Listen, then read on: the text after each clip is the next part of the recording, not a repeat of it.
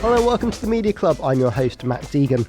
In the club today, podcasting powerhouse Novel are making waves again, and CEO Craig Strachan is here to chat Kill List, selling your IP to Hollywood, and plans for 2025. Also on the programme, the Washington Post loses subscribers over its position on the US election. Media reporter and writer Tara Conlon is here to tell us why this might be good news for The Guardian. All that plus, are we inching closer to a World Service funding deal? The dangers of working in TV, and in the media quiz, we put ourselves out of a job. That's all to come in this edition of the Media Club. Come on in. So welcome back to the Media Club. Before we start, tell us who you've picked to add as a member. Craig, you first. I think that the brief was something like pick somebody who had a positive week in the media. There weren't that many to choose from in the last week, so I've kind of gone a couple of weeks back. And I've chosen Amelia Dimoldenberg for a few reasons. One, her Andrew Garfield interview kind of obviously went viral the other week, but it kind of got me back into that. And I kind of in and out of Chicken Shop Date, but I realised it's been 10 years since the first Chicken Shop Date. So 10 years on what has now become probably one of the most bookable promo slots for anyone in the world. And I just think taking a moment to recognise what she's done with that. She hasn't changed the format at all, but it's got millions and millions of followers, millions of views, and I just think it's done so well. I just think recently she's been out in the US, she's been with Reese Witherspoon, she's been on late night shows, and I just thought, let's get her in the club and just recognise what is a great British talent. A great addition. Is it Amelia the character or Amelia the real person? Is there any difference? I don't know. I'll go with Amelia the character on hoping that it's also Amelia the person. Yes, and do you think the two of them, her and Andrew Garfield, have a chance? Well, there's lots of chat, there's Reddit forums, there's everything on it, so I hope so. And Tara, who would you like to add to our roles? So I'm going for Saoirse Ronan, who was on Graham Norton on Friday night on a very starry sofa with Paul Mescal, Denzel Washington, Eddie Redmayne, and Eddie was talking about how there's a sequence in Day of the Jackal where he has to defend himself, and they were talking about using a phone. And there was much sort of laughter amongst the men. It's like, how could you use a phone to defend yourself? And Saoirse said, well, that's what every woman thinks, actually, and said, am I right, ladies? And there was applause. And what is interesting about it is the way that it was then amplified on social media. So these kind of chat shows, Maureen Hyde wrote very eloquently about it in The Guardian. The chat shows, it's often a sort of, it's a carousel of, publicity, basically, that everyone goes on, tells their best anecdotes. All pre-arranged and tested sometimes. Yeah, sort of, it's like, let's dig out anecdote number 32 from our junket kind of roundabout. But Graham Norton is often great fun. He has great guests.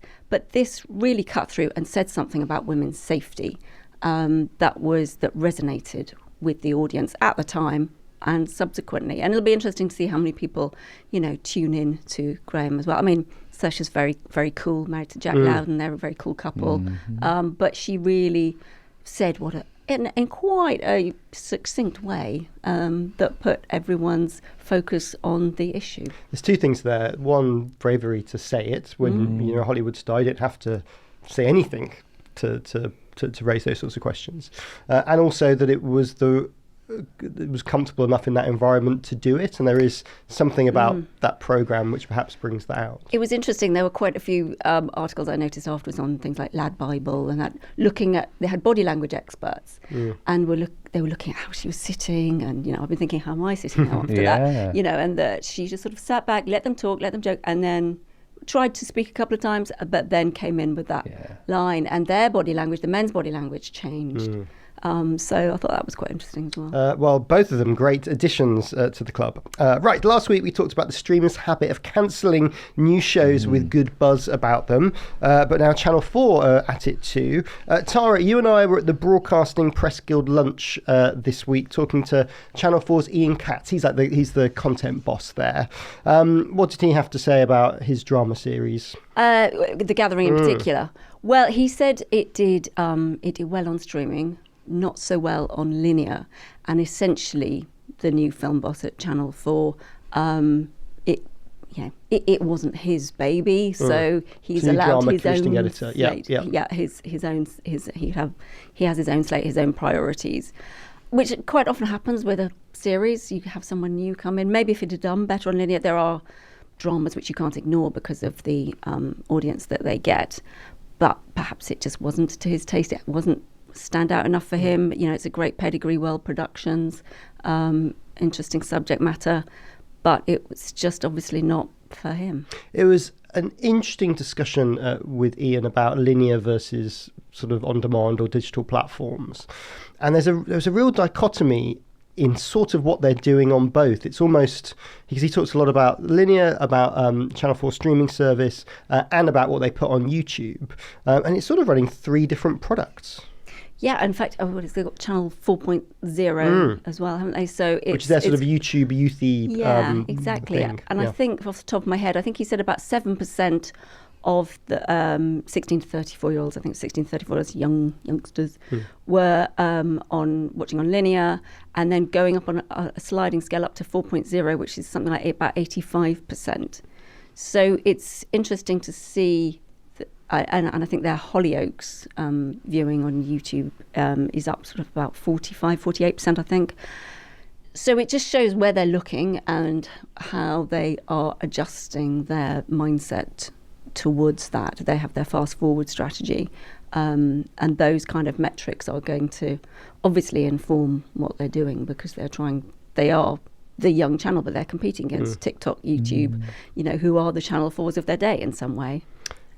Craig, I was looking at some Barb data this week about young people watching television. So 10% of, I'm going to try and remember these figures off the top of my head. So 15-34s, 10% of their viewing time is given to traditional broadcast television. So not pay TV, not streaming, not YouTube. And over 55s are sort of 58% watching broadcast television. I mean, it's difficult for these sort of linear heritage channels to try and reinvent themselves in the face of consumer change. It also suits lifestyle, right? And I think a lot of over 55s, not generally, I'll speak from those who I know within in my life, their lifestyle hasn't changed that much, and therefore the accessibility they have to a linear TV is all they know, whereas a younger person doesn't have that access. So I think this kind of reflects that. Also, my grandma's 92. She has a digibox and she uses iPlayer and she records things all the time. So she probably fits more with the 18 to 34-year-olds. Well, there's some interesting stuff about the age of millennials, even the age of Gen Z. So like the top end of Gen Z, I think, is 27 now, and even getting to the point of running their own household. That's the sort of level. And like your youth adopting a 90-year-old, this is replacement behaviour. These are things these channels are going to have to really grapple with pretty quickly. Yeah, and I guess they're used to being, poor, youngsters, the Gen Zs, Gen Zs, however you want to say them, but they are having to rent longer. They are having to spend more time in their own rooms because they don't have their own place. So they are used to watching things on laptops, on small screens. So screens, if they don't want to watch something, generally, some of them, the sitting room is someone's bedroom. Yes. So it's a different way that they have grown up, really. Yeah, and there's also other media, right? So podcasts, which we'll come on to, is very much growing amongst the younger demographic. Yeah, so it's taking share away. Yeah, YouTube biggest screen consumption for that audience too. Sure. And I think if you're perhaps older, you don't necessarily you sort of think of YouTube as like funny cat clips, whereas actually people are watching much more longer form content, including podcasts. So one of the things Ian talked about was Ollie Madden, who's their new drama high. He's got 10 new series starting, which is quite a lot for Channel 4. Yeah, and he said something like, if I remember rightly, something about how you need drama to make it a destination for people to come to. People particularly the streaming. Exactly. But he also said how actually what he's being offered by producers now, he said he's not in the sort of market for those £10 million an hour things, rivals, that kind of thing, he said. But producers have come to him with sort of, £2.5 million an hour kind of shows. They're doing Brian Walden and Margaret Thatcher interview drama. So those kind of shows, that he's in the market for. Okay, so this time next week we will know who the next president of the United States is. Well, Will we? maybe we will. And the Washington Post will be firmly on the fence about it after announcing late last week that they will not endorse a candidate. Tara, this led to a pretty significant drop-off in subscribers for the Washington Post, didn't it? Yeah, was it about? They lost about 200,000, I think. Yeah, Which is around 250,000. About 10%. So Yeah. And they only went up 4,000 last year or something like that net. Yeah, and it speaks to the trust in news, and I think the reason why the Washington Post decided not to do it was apparently down to Jeff Bezos, who didn't want to have any perception of bias. Now, whether or not there's political bias or the bias of your billionaire owner who may or may not have concerns about who the new president is of the United States and the effect on their media empire is another matter for discussion. But readers seem to vote with their feet. Subscribers voted with their feet. Craig, I mean, I was really shocked. I was surprised that many people would log on, remember their usernames, and say no, I'm out. It probably alerted a lot of them to be like, I've been paying for this for a year, and now I should probably cancel it. But I was just saying, I think it's like 20 million a year in revenue that's going to cost them. Yeah. And I mean, know your audience is kind of what I was thinking. They'd obviously spent time drafting a Harris endorsement, and it had got all the way through up to Jeff. And it just didn't get through. I think the LA Times did something similar. Yeah, they actually even reported on it in a kind of very meta way, which was quite interesting. But I think Jeff Bezos said something similar to what you were saying, that nobody trusts the newspaper anyway. Nobody will take this, and in terms of considering how they're going to vote. And I don't know. You could take that as, and data does suggest that is true. Yes. But it does sound a bit of a watching yesterday, Mr. Trump has added it to his chat when he speaks to people, saying the reason they haven't done it is because secretly they support me.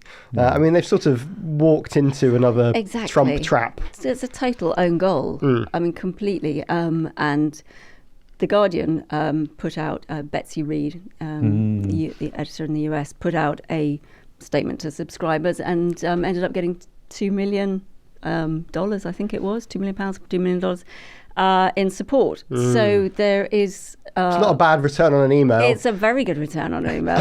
ROI, that was very valuable, 5 or 6 paragraphs. But both those things, it shows how you can move your audience. And I think as media owners, sometimes I think we're surprised that things can change people's minds. I mean, Craig, in the podcast world, subscription is a quite an important part of where money's coming from. Yeah. Getting people in the door can be quite tough, but losing them, stopping churn's quite important too. Yeah, and I think experience and stuff, that actually winning them back in now is going to cost them twice as much, 3 times as much to get them back. So it'll be interesting to see how that goes. I love that Guardian email you were referencing, and the timing of it, I think it was 4 p.m. Eastern time on Fridays. And the article I read was like the best email marketing campaign you can ever do. Yeah, it was beautifully written. Really well done. Yeah. Also, if they adopted the New York Times' attitude, which is almost impossible to unsubscribe from the New York Times, you have to ring a human being somewhere. Had they had that, maybe they wouldn't have lost as many subscribers too. Yeah, hadn't implemented such an approach. I mean, it's tough for Will Lewis, Brit, who is running the Post, was already in a bit of trouble. Where does he go from here? There's no good news around him. It's really hard, isn't it? Because I read somewhere, the phrase "democracy lies in darkness." How does that apply now? It puts them in a very difficult position because, as I think Arnold Schwarzenegger said in a tweet, he said, this election is about America. It's about, I'm paraphrasing, obviously, it's quite a long post, but it's about democracy and it's about voting. And those are the key issues here. And if that phrase "democracy lies in darkness," I think how that applies to that current stance is interesting. and also where people get their information from. Absolutely. In America particularly is very split into silos on how people think about themselves, watch Democrat media or watch Republican media. I was listening to a podcast talking about Amazon that are doing a live news event for the election for the first time, moving into that space, trying to do something that's a bit more down the middle. Do you think there's space in that in America for a more centrist review of the election, or have people got their homes now? I will speak from my viewpoint, not being American, and it feels like in an ideal world that would work quite well. It does feel though, however, if you look at the historics of campaigning, the results, everyone feels like they have their very specific homes. I don't know how much it would do in terms of swaying that, although it probably ticks a few boxes. They may probably have some good advertising opportunities off the back of it, which might be another reason why they're doing it. Yeah, I mean, Tara, both the money side, Washington Post losing, Guardian gaining. I mean, is that again just playing into this idea that actually the only way to really make money or lose it is to be a sort of rabid partisan? I don't know. I mean, it's the Guardian. The founder C.P. Scott. It's comment is free, but facts are sacred. And in an age of misinformation, disinformation, the amplification of untruths, it's I think going to stand out even more if you are not necessarily partisan. I think it chimes nicely with what Lisa Nandy, the Culture Secretary, made a speech the other day at the last month at the RTS London Convention, and she's talked about being truthful, not neutral. I just wrote a piece about it for broadcast, so I've been looking into it. And which I think the Christiane Amanpour line as well. Exactly. Yeah. So and it's really interesting talking to news providers about what that means. And essentially, it's calling out fibs. People can have opinions, but it is the job that they are saying. And I spoke to ITN and BBC World Service, Jonathan Munro, Ian Rumsey, and they said it's about reflecting the range of opinion, but if something is factually inaccurate, calling it out. So it's the facts. It's ultimately it will come down to the facts. And in a world of AI, in a world where I think the New York Times article said something like people now trusting social media more than mainstream media, and that goes back to politicians like Donald Trump, who make the phrase mainstream media a pejorative term. Now, if mainstream media means a well-funded, well-organised team of journalists who stick rigorously to the principles and the ethics by which they're supposed to, then what's wrong with mainstream media? Well, I think mainstream media is a brilliant catch-all term that can mean anything for anybody. The biggest mainstream media in America is Fox News. It's the most successful news channel and often the biggest broadcast channel or cable channel on American television. I mean, what's more mainstream than something like that? Yeah, because it's expensive, and again, it goes back to the age-old question of how do we fund good journalism. And the BBC World Service this week in the budget was the government said, well, we're going to give more money to the World Service. Not sure how much yet, but more money is coming in an age of billions coming from being ploughed into media from China, from Russia. How does the UK tackle that? These bad actors playing out on this global stage and channeling all sorts of disinformation into our people's homes. I think there's a big part about us as a country, both people who lead it but also the people who live in it, understanding that's the BBC's role. I mean, I think it's difficult, Craig, isn't it? If you are a regular viewer who quite likes EastEnders and Strictly, why am I paying for a news service overseas? Yeah, I can completely understand why that would irk people. Right, more to come with our guests. We'll see you in a moment.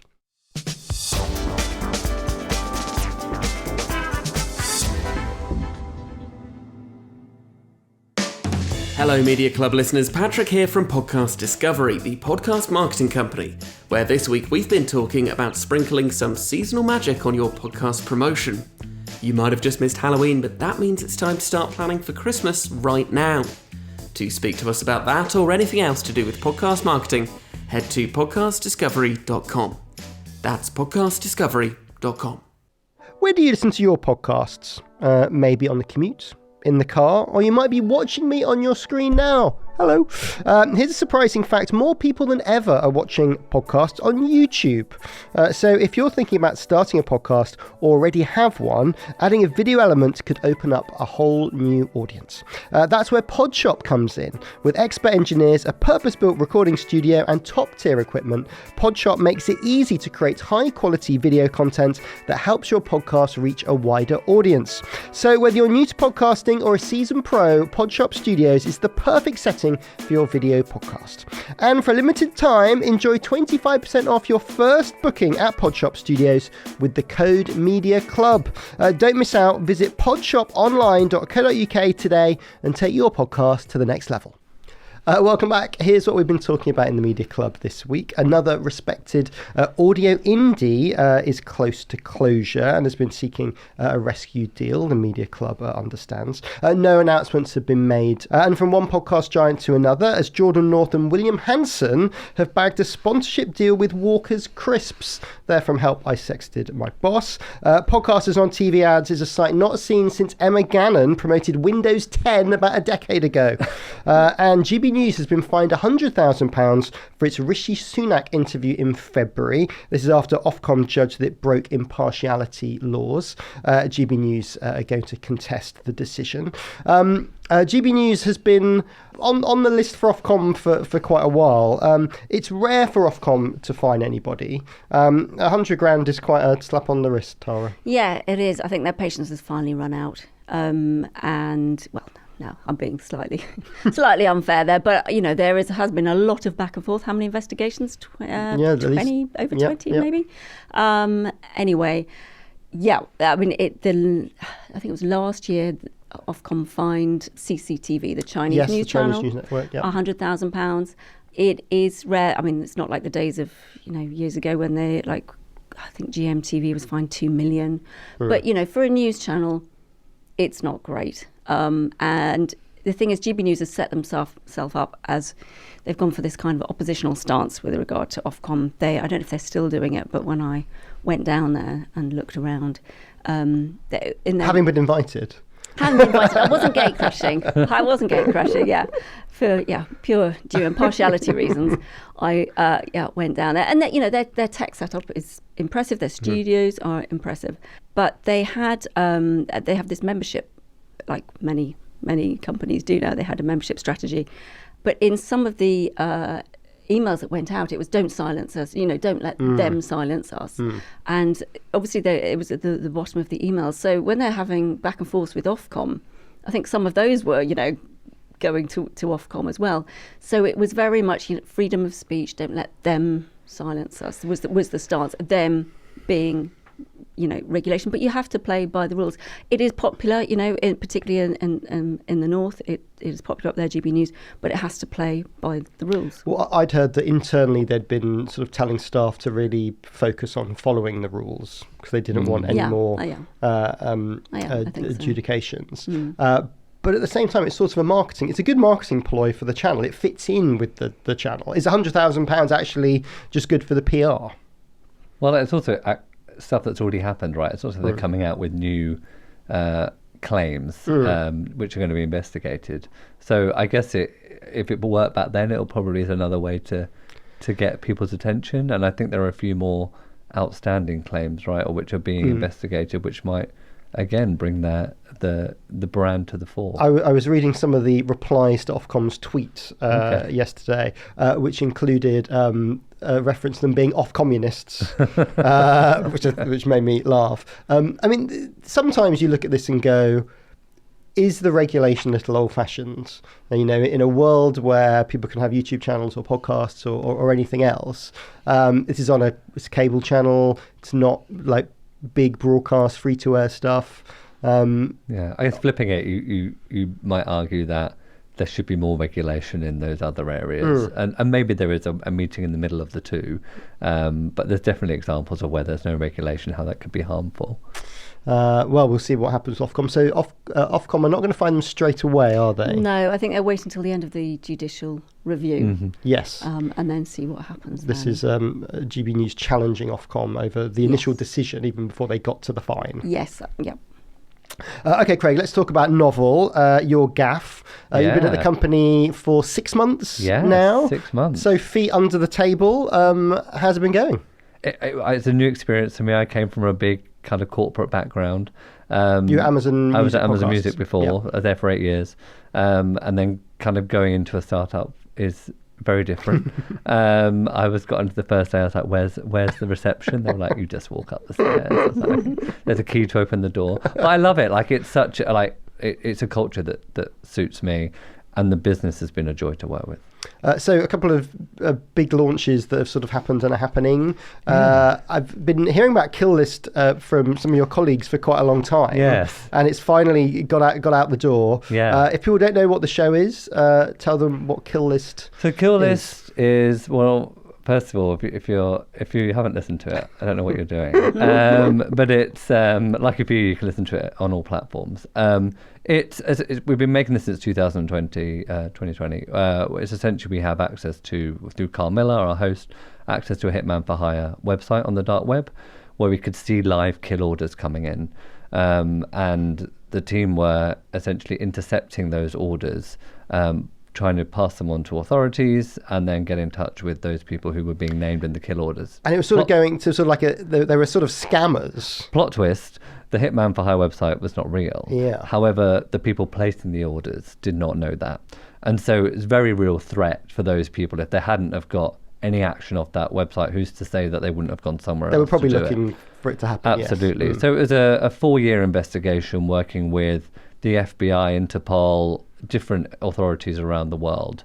And what we've come up with and what's come out is a fantastic podcast. I think the Sunday Times were at the best since Serial Season 1, which I would obviously agree with. But yeah, it's been a real labour of love. The team have done a fantastic job on it. I mean, Novel are one of the bigger UK podcast companies, but 4 years of development, that's quite a long time. Yeah, It's a lot of money to go into something like that. I don't think the plan at the beginning was for it to take 4 years. Obviously, there have been pandemics and lockdowns and things in between there. But we've learned a lot from the production process. But I don't think we could be any prouder with what we've come up with. And so another new show is out this week or next week, Bunny Trap? The Bunny Trap launched on Tuesday this week, the first 2 episodes. Essentially, it's another investigative piece where we're looking at a photographer who claimed to work for Playboy. He didn't, and essentially how he abused that, his power with a group of models who effectively come together, and it's their story. It's not about him. It's about their story, and then being able to tell it and how they came together to confront him. I mean, both of those sort of short run series, that's quite different to something like Goalhanger, who are very much always on shows. Is there a wrong way to do this? Why go short rather than be always on? It's different models, right? I guess if you look at how you might monetize it, the guys at Goalhanger do a fantastic job. I mean, they sold out the O2 2 weeks ago, right? So, like, Beyonce can do that, and the rest is politics. That's pretty cool. And the rest is entertainment. Absolutely. The Albert Hall seems to be selling well. And it's really, I love that podcasts are playing in that space. And I do want a piece of that pie in the future. But if you think about kind of what the model that we make, and we work a lot with other production companies, Kill List was with Wondery, for example. There are subscription revenues where you can get benefit from, but also how that can be adapted for TV and film, which is a bit of a longer burn. But there's obviously benefit in developing that IP that you can then sell through Hollywood. Is IP something that make a lot of money, or is it a kind of nice to have? Where does it sort of fit into I'm learning a lot. pantheon? Yeah, I'm learning a lot. We have 5 shows which have been optioned for TV and film at the moment. The biggest one of which is The Girlfriends, which is a show we did last year, which got snapped up by A24 with Michael Showalter, who did The Dropout and The Shrink Next Door, so podcast adaptations already attached. And that we're in a good place to hopefully press forward with very soon in terms of progressing that to a sale, and that will be interesting, and that almost might be a fake kind of mark for me of how that looks, but like that's an example of a very big show, and that's US. But different countries, if you did that in the UK, you get a lot less. Yes. I think the US is one where you get the most amount of money, so a lot of our focus is on developing IP that we can exploit there. You talk about America there. Is it sort of essential to have a podcast do well in the States for it to do well for a company? Is the UK too small if you've got just a hit here? I don't think so. I think we... Goalhanger, great example. They are now going into the US, but they don't need to. They've actually had such a great show here that they've got a format that they can export and a period of time with the election that they can just extend that into being in the US. Other companies like Audio Always generally focus on UK stories. They do Help I Sexted My Boss. Yep. Fantastic success. And I don't think you need to. I used to say there's no Taylor Swift of podcasting, by which I meant it's very hard to have a global smash hit. They happen every now and then. I do think podcasting is very local, more so than TV, for example. And culture plays a lot of that. And so I think you can just focus on one country. We're lucky in the respect that a lot of our work is in the US, and actually, we're very rare. It's very rare for a UK indie to be doing that. I think you can absolutely just focus on the UK. Why do those US partners like working with a British company? What is it about the Brits? I'm sure we're a bit cheaper than US production companies, but I think our team, the Novel team, have created such a sound that works for what they want and works for the US market. And there are also a lot of stories in the US that we can start to research and tell that they come back to us time and time again. Well, Tara, sort of thinking about skills, it's something you've been writing about, particularly about people who work in TV production, working long hours. What have you been discovering? This is a feature that I wrote, and thanks to Kira Cochrane at The Guardian for giving me the space to really look into this and give it the space that it needed. It's essentially people falling asleep at the wheel, driving home, absolutely knackered after a long day's filming. Now, if this was happening on trains, people driving home, driving trains, falling asleep, or forklift trucks, it would be probably get more coverage, but it's not going to get quite so much coverage in the TV industry because it's part of the working practices. It's the health and safety of the TV industry. And it was sparked by the death of someone who worked on 911 in America, Rico Priam, who died after working 2 14-hour shifts, died on the way home from a heart attack, they think. But he was exhausted, and it got me thinking, because I'd been hearing various tales from people because of the it was a post-COVID boom, followed by the commissioning slowdown, that people were being stretched. Because I thought, well, there's lots of people, who need work. But because there's been fewer shows, people have been more stretched because budgets have been cut. And so I did a bit of, investigating into various people who've been telling me about this, and discovered and spoke to people who it had happened to, who had been so tired, they had just fallen asleep, had crashes, but they don't want to talk about it because it's a grey area, because it's after hours. But some people are not getting the accommodation because they're more junior. And I spoke to some heads of department, and they said, we try our best, but often the production office is based around London, and they think, oh, well, everyone sort of lives around London. But you might live 2.5 hours by the time you've completed that circuit of London, or you might not live in London, but you can't afford to stay in London. Say you drive home to Bristol or wherever. And you don't want to tell anybody that. You don't want to tell anybody that. You're a junior, you're a runner, say, someone starting out. You don't want to cause a fuss, particularly when jobs are so hard to get. You'll just take the work. And it's causing this exhaustion, which Beck2 I spoke to them, and they said, no pun intended, but the industry literally needs to wake up to this, because it shouldn't take a death for practices to change. And Richard E. Grant made a really good point. I think he was being interviewed about the franchise, and he said his daughter was a runner and was treated really badly by some quite household, names. And he said something like, they're up at 5, that the first one set, the last to leave.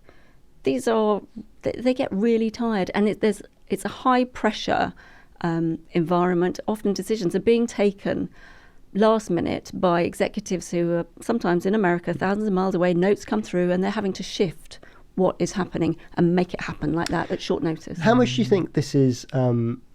People kind of think in television, you see this in the rest of the media, where I had to work hard when I was coming up, and it's just the nature of the beast. Yeah, I think there are some people who think that. I went through it, everyone should go through it.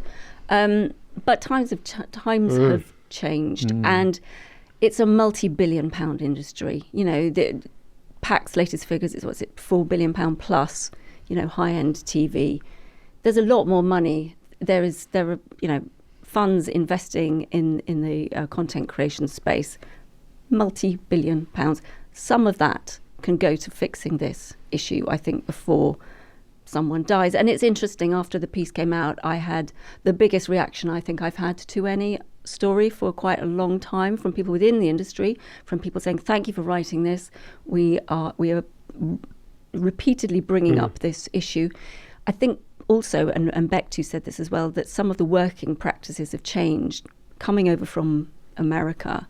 So some of the streamers now are expecting the American ways of working, and people are accepting the buyouts. They're going, yeah, okay, I'll do that.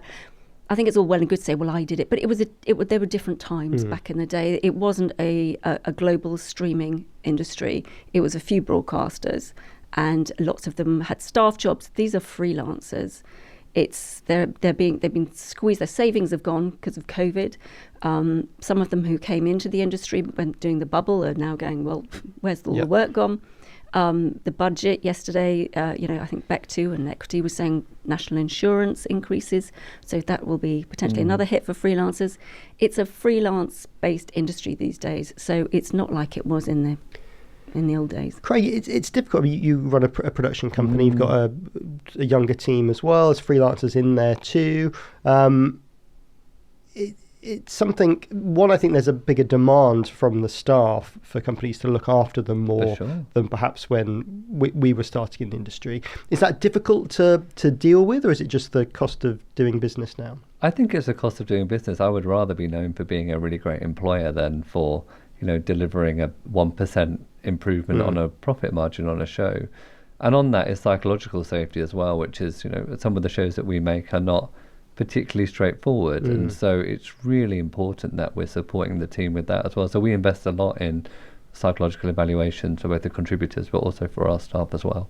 And I should just say, actually, I know there are a lot of very clever, well-educated, very well-meaning people within the industry who are trying to improve things. And I think that it's, and the Edinburgh TV Foundation has an impact unit. It's got people on it like Patrick Holland, Tessa Matchett, Carl Warner, who are trying to change things so that, because often what happens, it's the people who have come from non-privileged backgrounds, can't afford to put themselves up in a hotel. Yep. Those are the people who are suffering. I also can't afford to to think about it either. They can't afford to, exactly. Yeah. They can't afford to raise it as an issue, and they can't afford to mitigate the circumstances they find themselves in.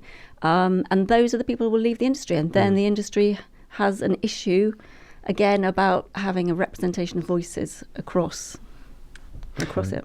Well, if you've got something to add to that, do send us a note, hello@themediaclub.com, hello@themediaclub.com. Right, just enough time for the media quiz. Let's see how much attention you've been paying to the media news. And emboldened by the success of last week's AI-generated format and the news that Michael Parkinson is going to be rebirthed in a sort of AI version, today we're going to be playing I'm so glad you asked me that. We fed 3 media stories into Google's NotebookLM feature, which creates podcasts from dense text. You've got to work out which story it's referring to amongst all the podcast You're tropes. Taking my job. So you need to buzz in if you know the answer. So Tara, you will say... Tara. And Craig, you will say... Craig. Let's play I'm so glad you asked me that. Let's hear clip number 1. All right, let's deep dive into something that's been bugging me about the future of watching England cricket on TV. I mean, we all love the game, right? But what if it gets harder to actually see it? This recent deal between the BBC and the ECB. Craig. Craig. So I think this is relating to the news that there'll be no more live international cricket, T20 cricket on free-to-air channels. Yes. Because the BBC did not put in a high enough bid. I think they put a bid in for the 100 games, but they didn't put an increased bid in for T20, and I think they've been showing a couple of internationals for the last few years, and so now everything is going to be on Sky Sports. I think they pay something ludicrous like £220 million a year or something to the ECB for it. Tara, big cricket fan? I am actually, yeah, and I love the 100 because I think The 100 is good. The 100 is doing quite well. I think it was hit a bit by the Olympics, wasn't it? But I think the 100 is doing quite well for them, and it's difficult. I mean, they've obviously still got live audio rights, haven't they? Yes, on Test 5 match Live, yes. special, things like that. I mean, there's always a call for more shows to be added to the magical list, which means it's kept on free-to-air television. Yeah. Hard to argue for everything, though. It is, and it's about grassroots level, isn't it? If it's free to air, then you get wider coverage of the sport, and you can encourage more people to play it, and that's why the 100 came along. It's why T20 did, rather than. I mean, that is interesting because Craig, that's right. Part of the reason it existed was to try and get something onto free-to-air telly. Are they being a bit greedy, maybe, to just take the money? Perhaps, but I would go back to the 100. I think they got 15 shows, 15 matches, 8 of which are women, 7 are men, and I think it's really, I think particularly amongst women's sport, the 100 is growing a lot, and so I'm glad to see that they're showing more women's hundreds than men's. Yeah. Did we like the American take on the cricket there from NotebookLM? I thought it was great. Would you commission that? I would not. And actually, how much is she free? Right, let's hear clip number 2. All right, so today we're diving into some news in the radio world, and it might seem like a small thing at first, but when you look a little deeper, it kind of opens up this whole conversation about what listeners are really looking for these days and how radio is changing to, keep up with that. Absolutely. So Gok1 is officially joining Magic Breakfast. Okay, well, there we go. Right, Gok1 officially joining. Finally got round to it after all the preemptive waffle, and that's the thing about AI, isn't it? It's so much kind of extra waffle in there. So Gok1 joining Harriet Scott on Magic Breakfast. And I think he's been standing in, hasn't he?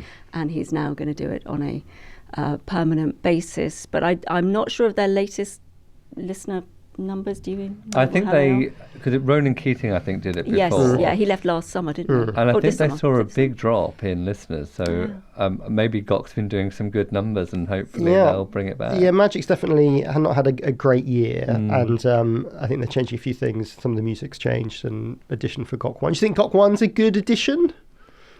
I think he's quite fun. I think for that audience, fantastic. Yeah. He's definitely trying to sort of reinvent himself as a sort of DJ. I was going to say the DJing. Yeah, he's like the Steve Davis of the. Because he's a DJ as well, isn't he? Of the media world. So and Idris Elba, they all want to be DJs. Don't they? Yeah. So I think that the new show starts next year after he's been in Panto, which probably is going to take up all of his time. No, he Christmas. Isn't. Very good. Right, clip number 3. All right, so today we're diving deep into this whole potential sale of the Observer to Tortoise Media. Yeah, it's really okay. Right. Okay, I'm going to commit professional suicide because I write for the Guardian and talk about. Well, what's the latest news on this story? So I think the latest is that the ballot has gone out for to vote on industrial strike action. Strike action as to whether or not. They strike with regard to the Observer potentially being sold to Tortoise Media. And actually, wherever you go, any launch at the moment, everyone is talking about, all the journalists are talking about it and asking, what does this mean for the future of the Observer journalists? Because they're, it's so sort of enmeshed within the Guardian. What does it mean for the future of Tortoise Media, who've had, some great scoops? Kat Neelan had piece on Robert Jenrick and donations.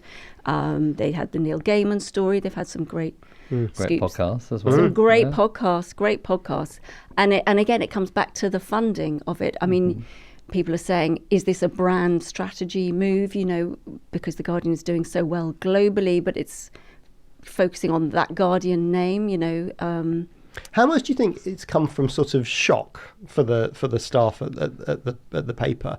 In that, if you're a Guardian employee, it's a relatively safe job to have. There's a lot of commitment from the Scott Trust to the perpetuity for the Guardian to exist. And whilst the Observer wasn't included in that, everyone sort of sees themselves a bit like being a Guardian journalist. I guess people are asking, what does that mean? Because it's part of the a brilliant. The Observer is the oldest Sunday newspaper. It's part of a liberal tradition that goes back hundreds of years. Was it I can't remember now. 1791, I think. And the Guardian's going back since 1821. So there is this great liberal history and tradition that people do like being part of. It's founded on incredibly sound values. It's a great company to write for. It's got a great team behind it that, digital first. It's been at the forefront of all of that. And it's leaving that, these are people's livelihoods, it's their jobs, but it's also being part of the Guardian Media Group is a great place to be, and it's doing well. It's doing well internationally, globally. It's reader revenues are digital revenues are up, so it's being part of that brand, but that brand on the website is the Guardian, and then it's / Observer, and I think what people are asking is why was that not written into the Scott Trust? Yes, governance summary. I think that's what people what they're looking at, and I think perhaps that was a shock that it wasn't in there. That it could be for. So I mean, it was supposed to be not supposed to be. It was threatened with closure in 2009, I think. But what it means for the future of, the Observer journalists going to Tortoise. James Harding's, he's done great things at the Times and BBC News. But how much money has he got? They haven't quite described yet how it's going to be No, we funded. don't know how it will be funded. And there's economies of scale in working across both organisations. So Craig, Tortoise are interested in the Observer novel. Any plans? Daily Express, Daily Star? I think we're going to stick with podcasts for now. You're okay. Yeah, for now. Congratulations to Tara. You have won the quiz. You get to investigate whether NotebookLM can maybe do a midweek replacement for the Media Club. Can we just feed in the stories? It's got no chance. You even put it in a Michael Parkinson voice, it wouldn't, I think. You couldn't put it in your voice. There's that creativity. We'll have to do that for next week. If I sound quite robotic one week, I've just gone on my holes. It's just this exact same way, but it's different words coming out. Yeah. Well, thank you both. How can people keep up with your work, Craig? You can follow us at Novel Podcasts on all platforms, or visit us novel.audio. And Tara? You can, hopefully still read me in The Guardian after what I've just been talking about. And I also write for Broadcast and the Royal Television Society. Excellent. Thank you both. Thank you. And that's it from the Media Club. Remember, we would like you to join. It's free. All you need to do is go to themediaclub.com and give us your email address. And remember, you can always drop us a note, hello@themediaclub.com, to tell us what you think, or if you know something that we don't, hello@themediaclub.com. My name is Matt Deegan. The producer was Matt Hill. It was a Rethink audio production with support from Podcast Discovery. We'll see you next week.